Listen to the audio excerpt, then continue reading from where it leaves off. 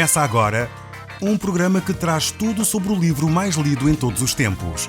Apresentamos O Som do Livro.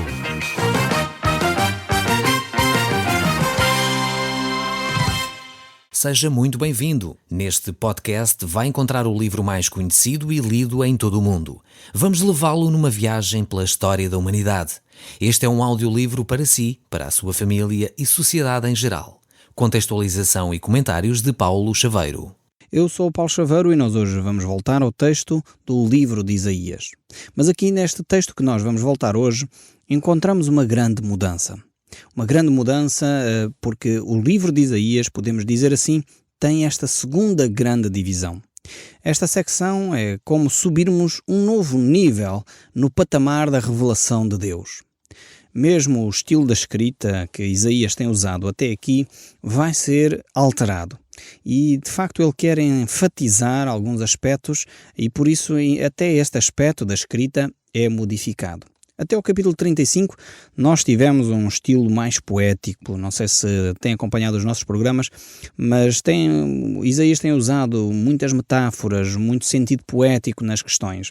E algumas delas nós temos vindo a explicar, exatamente para que não se confunda aquilo que é poesia, daquilo que é o ensino e o conteúdo doutrinário e bíblico que nós encontramos nestes textos.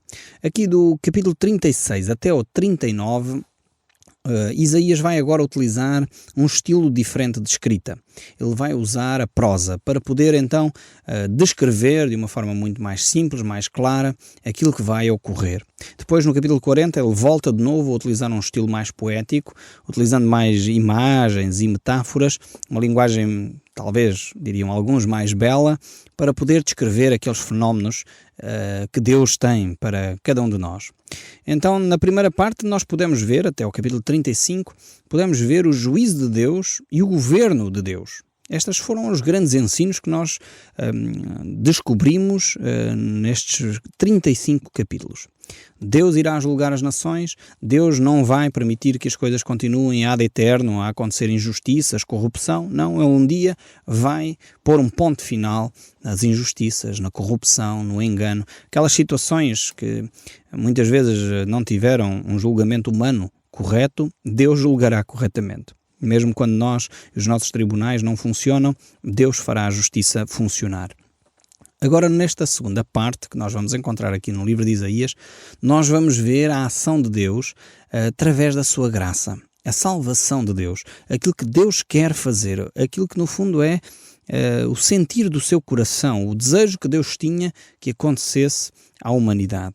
Então Isaías nesta secção vai retomar aqui alguns dados históricos que nós já temos visto noutros livros, no livro de 1 e 2 Reis, 1 e 2 Crónicas.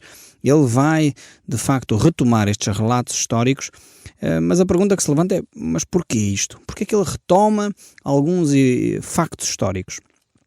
Eu creio que uma das razões principais é que a história pode ser sempre analisada por vários prismas. E neste caso aqui, na Bíblia, a história pode ser analisada principalmente por dois prismas. O prisma humano e o prisma divino. E é nesta perspectiva que eu creio que Isaías agora traz de novo alguns factos históricos. A perspectiva do sagrado e do secular não são necessariamente a mesma coisa. Há um senhor estudioso das Escrituras, Dr. Green, ele diz num dos seus trabalhos sobre Isaías: a história divina não é mera história, não é uma simples compilação dos factos do passado. É interessante ver isto. A história de Deus, a história que Deus relata, a visão de Deus da história, não é mera história. Não é simplesmente contar os factos. Aconteceu isto e depois aconteceu aquilo, aconteceu aquilo outro. Não, Deus vai mais fundo. Deus olha para os factos e procura manifestar as verdades espirituais por detrás dos factos. Os factos históricos normalmente têm razões de ordem espiritual. E quando nós tentamos despir a nossa vida dos valores espirituais, das coisas espirituais, nós perdemos muito com isso. A nossa vida, de facto, nós seres humanos somos seres espirituais, por natureza. Nós somos assim, quer queiramos, quer não. Gostemos ou não da ideia, nós somos seres espirituais. Se não, vejamos, o que é felicidade? Descreva você o que é a felicidade. O que é o amor? São sentimentos, são emoções, são coisas que não se palpam. Você não pode dizer amor é isto e é isto para toda a gente. Não. Felicidade para mim provavelmente é uma coisa, felicidade para si é outra. Eu não posso dizer, olha, você vai alcançar a felicidade se juntar isto, você vai ser feliz. Não. São valores de ordem espiritual, são questões de ordem espiritual, são coisas que não são materializáveis e por isso, ou podem-se materializar, mas não têm a ver só com a matéria em si, é neste sentido que eu estou a tentar falar. E por isso mesmo elas têm impacto na vida material, são espirituais, mas têm impacto na vida material. E é estas verdades de ordem espiritual que eu gostaria que nós pudéssemos encontrar agora, e vamos certamente encontrar a partir deste capítulo 36 para a frente. E é isto que o autor de Isaías, o autor Isaías, nos vai trazer. Ele vai relatar os factos, e aqui alguns dos factos são guerras, é a guerra que a Assíria travou contra Israel, contra Judá, é aquilo que vai acontecer com a nação da Babilónia, o grande império babilónico, aquilo que aconteceu, alianças que poderiam ter sido feitas e que correram mal na nação de Judá com o Egito, coisas deste género, mas que o autor sagrado vai trazer a reflexão pela via espiritual. E é isto que eu creio que é fundamental nós entendermos. Muitas vezes nós não percebemos o que está a acontecer na política, não entendemos o que está a acontecer na economia, porque nós só vemos o que é material. E aqui o autor Isaías nos vai trazer a perspectiva divina dos acontecimentos. Quando olhamos para uma superpotência como a Assíria na altura, que depois é substituída pelo primeiro império, realmente efetivamente império, que foi a Babilónia, talvez o primeiro grande império da história da humanidade, nós podemos pensar, mas porquê é que isto aconteceu? Quer dizer, quais os factos? Alguns vão pensar, bem, ele era um bom estratega militar, Nabucodonosor era um bom estratega militar, tinha um grande exército, e identificamos aspectos materiais. Isaías vai nos trazer os aspectos materiais, como é óbvio, são fundamentais para entendermos o contexto em que as coisas estão a acontecer, mas ele vai também olhar para os aspectos de ordem espiritual. E é esta perspectiva do invisível que muitas vezes nós não temos dos factos. E é esta perspectiva que nós precisamos de adquirir para compreender e retirar lições. Às vezes aquilo que parece óbvio para nós, que parece uma catástrofe para nós, é na realidade um projeto de Deus para nos abençoar. Você estará a dizer, mas como é que isso é possível? Conheço algumas histórias verídicas, outras não sei se serão verídicas, mas estas são verídicas, de uma pessoa, amiga minha, um senhor que hoje é um empresário, e ele relatou-me alguns dos seus fracassos, que foram as maiores bênçãos que ele alcançou. Por exemplo, ele antes de ser empresário concorreu a uma empresa de automóveis para se tornar vendedor. Ele tinha um bom currículo, tinha, enfim, boas credenciais para poder desempenhar essa função, mas por algum motivo não foi aceito. E ele ficou frustrado. Mas agora que eu ia endireitar a minha vida, conseguia, através deste emprego, melhorar a minha situação. Talvez você que está desempregado imagine isto, como é que eu concorro a um emprego, recebo um não, como é que isto me vai dar algum benefício? A pessoa fica desanimada se olha só para este facto. A questão é que havia algo mais. E de facto ele não foi aceito naquela empresa e por causa disso teve que se virar para uma outra área. E essa outra área foi eletricidade. Ele começou a fazer pequenos pescados de eletricidade e Deus estava por detrás disso. E ele nem imaginava isso, como é óbvio, na altura ficou frustrado de não ter sido aceito nessa grande empresa de automóveis e de facto Deus estava por trás disso. E ele foi abençoando o seu trabalho, foi aumentando o seu trabalho. Hoje tem uma grande empresa, poderíamos dizer, bem sucedida, com várias dezenas de funcionários a trabalhar, e tudo começou porque ele foi rejeitado como vendedor numa empresa, numa fábrica de automóveis do nosso país. E algumas delas começam hoje a fechar e a sair daqui para fora. E as pessoas que infelizmente trabalhavam nessas empresas estão hoje em grande aflição. Então a verdade espiritual é para esta pessoa, não tem a ver que todas as pessoas que foram para essas empresas estavam erradas. Atenção, não é isso que eu estou a dizer. Mas isto para ver que os factos da sua história particular, da sua história pessoal, Deus quer trazer algumas coisas de ordem espiritual.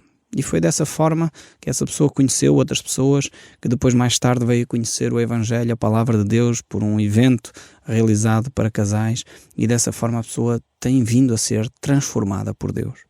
Como as coisas têm um encaminhamento espiritual. Quando a gente só vê os factos materiais, às vezes a gente não percebe porque é que uma pessoa não foi colocada nesta empresa, porque é que eu tenho esta dificuldade, porque é que eu estou a viver este problema de saúde, E nós queremos é o alívio, queremos é a solução, queremos é o emprego, queremos é a cura, E não percebemos que Deus tem razões de ordem espiritual por detrás daquilo que Ele está a realizar.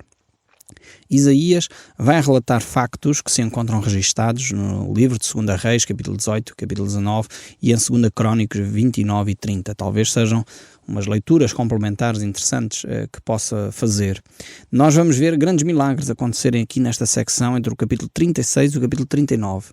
São de facto milagres fantásticos, como a cura de uma doença mortal do rei Ezequias, e do prolongamento da sua vida por mais 15 anos. Temos também nesta secção ainda as cartas escritas pela Assíria, pela Babilónia, 2 cartas importantíssimas, e a resposta que Ezequias dá a esta situação. Ezequias não tem a mesma atitude e por isso o cativeiro acontece. Depois, com a segunda carta da Babilónia. Ele, na primeira, quando a Síria escreve, ele reage de uma maneira, vai à oração, busca a Deus. Quando a Babilónia escreve a seguir, ele não reage da mesma maneira, consequentemente sofre o cativeiro. Ezequias foi, podemos dizer, de uma forma geral, um bom rei. Mas, no entanto, houve algumas coisas, algumas fraquezas que ele revelou. E em Isaías 36 temos então a invasão da Assíria, a tentativa que a Assíria faz, a primeira tentativa que a Assíria faz de conquistar a nação de Israel e Jerusalém. Depois, no capítulo 37, temos a oração fervorosa de Ezequias. No capítulo 38 temos a doença de Ezequias e a sua cura, e no último capítulo desta secção, 39, temos então Ezequias, que faz um papel, poderíamos dizer, ridículo, um papel que quase demonstra que não conhece o poder de Deus, quer dizer, desprezou o conhecimento que já havia adquirido acerca de Deus e ficou no seu orgulho, e por isso sofreu as consequências também. Então, este capítulo 37, nós poderíamos ainda dividir estas secções de uma outra forma, em 3 partes distintas. Temos Ezequias e a Assíria, Ezequias e a prova, e Ezequias e a Babilónia. Depende como nós, no fundo, centramos a nossa atenção nesta secção do capítulo 36 ao 39, podemos dividir estes textos mais do que uma maneira para, no fundo, nos ajudar a compreender melhor a forma como organizamos estes textos. O verso 1 diz assim: No ano 14 do reinado de Ezequias, rei de Judá, Senaquerib, rei da Assíria, atacou todas as cidades de Judá que eram protegidas por muralhas e as conquistou. Então temos que relembrar um pouco este contexto. Isaías dá aqui o contexto histórico, mais uma vez, coloca este cenário no seu devido tempo. Era no ano 14 do reinado de Ezequias. Nós estamos lembrados certamente que Isaías começa a ser profeta naquele famoso capítulo 6 do livro deste livro de Isaías, quando ele diz no ano da morte do rei Uzias. Ele começa a profetizar nessa altura e agora estamos já várias décadas mais tarde no reinado do rei Ezequias. Ezequias até nem foi um mau rei, mas temos este fenómeno aqui da Assíria conquistar aquela região. Ezequias foi talvez um dos 4 ou 5 reis que Judá teve que até fizeram um bom trabalho, porque naquela altura, nos seus reinados, ocorreram um despertamento espiritual, as pessoas voltaram-se para Deus, aproximaram-se de Deus, começaram a abandonar a idolatria, a partir das imagens de escultura que tinham em casa, a abandonar esse tipo de práticas que eram horríveis aos olhos de Deus. Esses reis, talvez o primeiro deles, o mais marcante, foi Asa, Josafá, Joás, Ezequias, como é óbvio, um dos grandes reis também da nação de Judá, e temos aquele último que vocês já sabem que inclusive eu aprecio tanto, que dei o nome dele ao meu filho, Josias. Foi de facto um servo de Deus que foi muito usado, após ainda Ezequias, foi muito usado por Deus para restaurar a nação de Israel. Mas nós encontramos estes relatos, destes 5 reis pelo menos, no livro da 2 Crónicas, e vemos aí de facto que a 2 Crónicas relata de uma forma mais detalhada o que aconteceu. Aqui Ezequias, enfim, começou a reinar por volta dos 25 anos de idade. Isso também encontramos em 2 Crónicas 29, o verso 1 diz: tinha Ezequias 25 anos de idade quando começou a reinar, e reinou 29 anos em Jerusalém. Sua mãe chamava-se Abia e era filha de Zacarias. Fez ele o que era reto perante o Senhor, segundo tudo quanto fizera Davi, seu pai. Então vemos que o relato de 2 Crônicas mostra que ele foi um bom rei.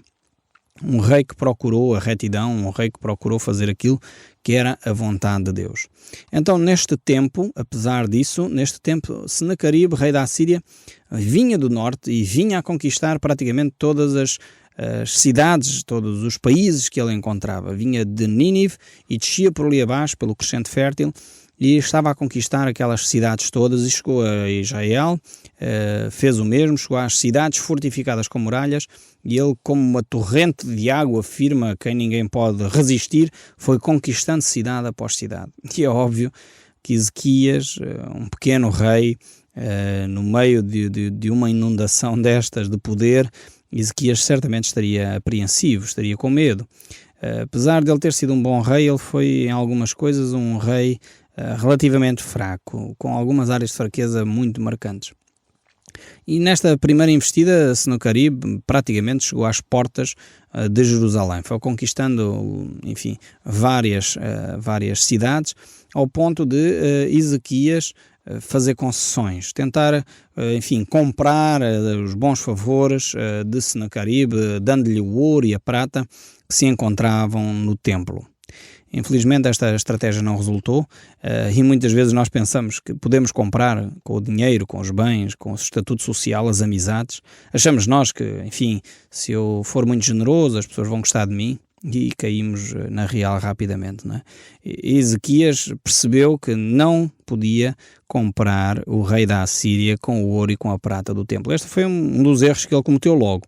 Se ele tivesse buscado a Deus primeiramente, provavelmente não teria cometido esta asneira e provavelmente o povo de Judá não teria sofrido tanto. Mas vejamos o verso 2 ainda. Depois ele mandou que o comandante do seu exército fosse de Laquis a Jerusalém com uma enorme força militar para exigir que o rei Ezequias se entregasse. O comandante ocupou a estrada onde os tintureiros trabalhavam e perto do canal que traz a água do açude de cima. Temos aqui este general da Assíria, que vai tentar agora uma série de estratégias para intimidar o povo de Judá. O rei da Assíria então tenta intimidar este povo através deste grande exército, através também de tentar controlar a água que chega ou não à cidade. Não sei se repararam onde é que ele se posicionou com o seu exército. É óbvio que também seria para o benefício do próprio exército da Assíria, mas também para controlar, e se houvesse um cerco à cidade, controlar a entrada da água na cidade.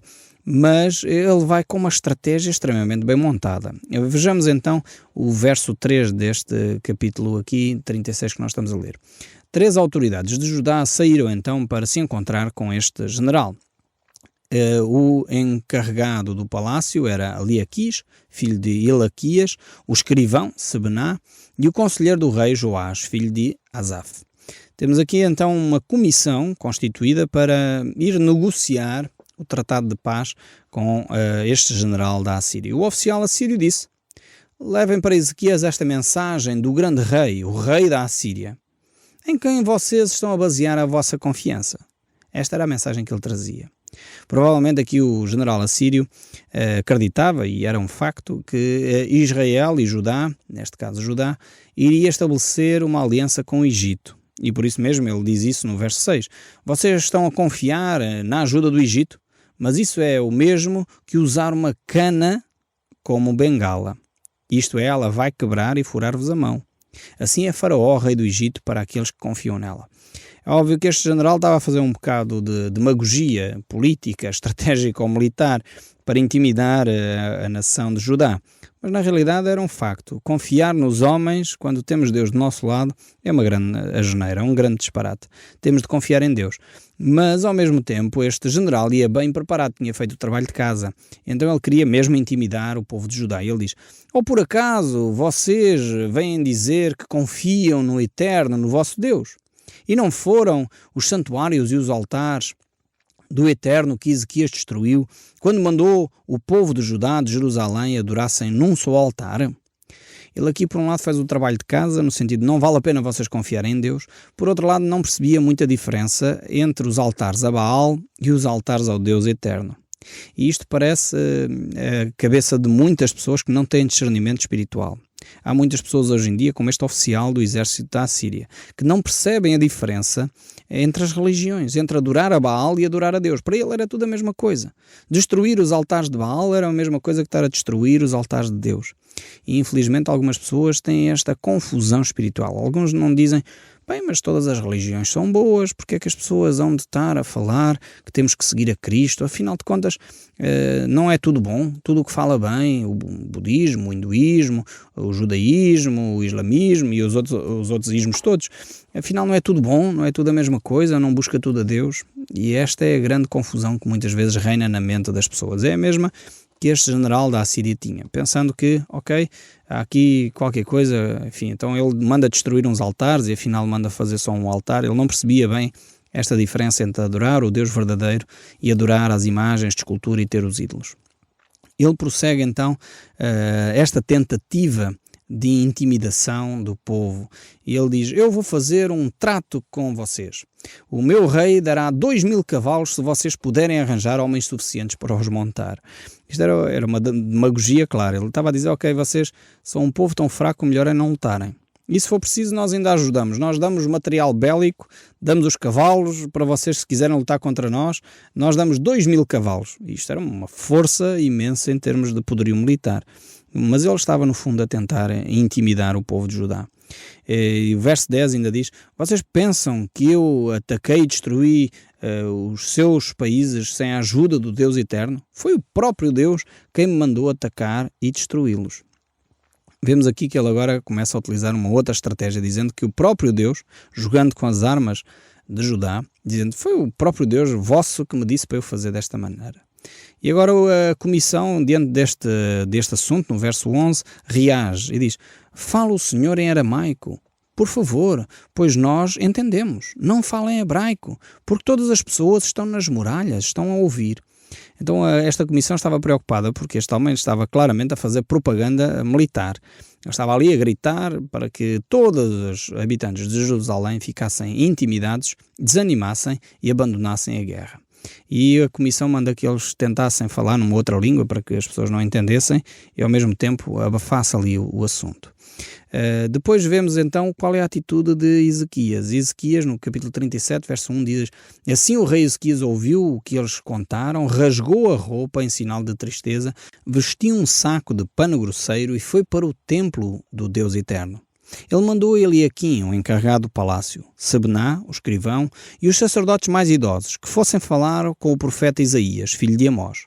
Eles também estavam vestidos de saco de pano grosseiro. Temos aqui Ezequias a mudar completamente de atitude. Primeiro tentou negociar a paz e agora ele percebe que só pode confiar em Deus. Por isso ele vai para o templo orar, vai se humilhar diante de Deus, vai em tristeza e pede que Isaías traga a palavra de Deus. E Isaías traz uma mensagem de esperança dizendo: hoje é dia de sofrimento. Nós estamos sendo castigados e estamos envergonhados. Somos como mulheres que estamos para dar à luz, mas não têm forças para isso. E Ezequias recebe esta mensagem, mas continua a resposta, e o Deus Eterno diz que o Senhor não deve deixar que os assírios o assustem, dizendo que Deus não pode salvá-los. Antes, pelo contrário, Deus vai fazer que o rei da Assíria, ouvindo uma notícia, que o fará voltar para a terra dele, e Deus vai fazer com que ele seja morto ali. Então esta é a mensagem de esperança. Ezequias deveria ter buscado a Deus primeiro. Por isso ele está a ser envergonhado agora. Mas mesmo assim, Deus vai trazer a vitória. Mesmo assim, Deus vai trazer a paz à nação de Judá. E esta é a promessa de Deus, que muitas vezes permite que nos envergonhemos para aprendermos as lições, mas Deus continua a agir com graça e paz sobre nós. Nós hoje vamos ficar por aqui.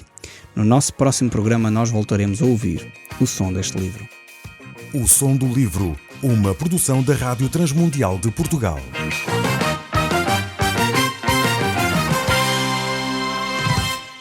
RTM. Conhece todos os nossos programas em rtmportugal.org. Uma produção da Rádio Transmundial de Portugal.